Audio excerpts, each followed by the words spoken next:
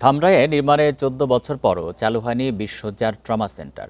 এতে চিকিৎসা বঞ্চিত হচ্ছেন নানা দুর্ঘটনায় আহত রোগীরা।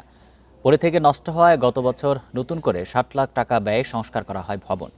উপজেলা স্বাস্থ্য বিভাগের কর্মকর্তা জানান, প্রয়োজনীয় জনবল ও অর্থ বরাদ্দ না দেওয়ায় ট্রমা সেন্টারটি চালু করা যায়নি।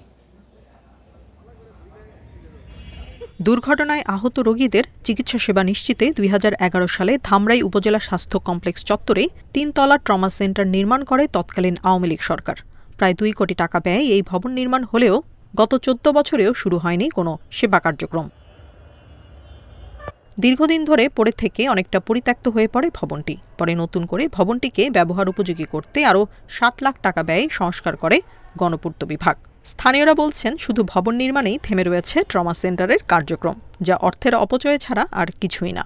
উপজেলা স্বাস্থ্য কমপ্লেক্সে ট্রমা সেন্টার আছে, কিন্তু সেটা চালু না থাকার ফলে তাকে ঢাকায় নেওয়ার পথে অনেক সময় দেখা যায় রক্তক্ষরণ এমন পর্যায়ে চলে যায় যে এই রোগীটা মারা যায় অনেক সময়, এবং অনেকে অঙ্গহানি হয়ে যাচ্ছে। অযথাই ফেলে দেওয়া হয়েছে এখানে বলা যায়, যেহেতু কোনো কার্যক্রম নাই, তো এই টাকা তো এখানে ঢেলে কোনো লাভ হয় না। ২ কোটি টাকা বিনিয়োগ করার পরেও জনগণ আমরা স্বাস্থ্যসেবা থেকে বঞ্চিত হচ্ছি।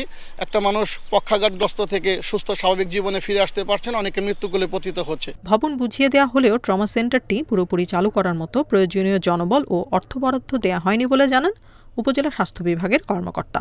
ভবনটা হস্তান্তর করেছে, ভবন ব্যবহারের জন্য যা যা প্রয়োজনীয় সকল কার্যক্রম শেষ করে দেওয়া হয়নি।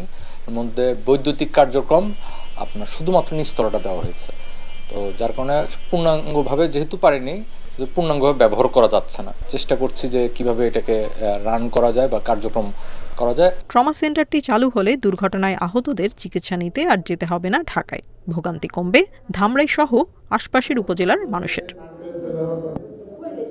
Independent news.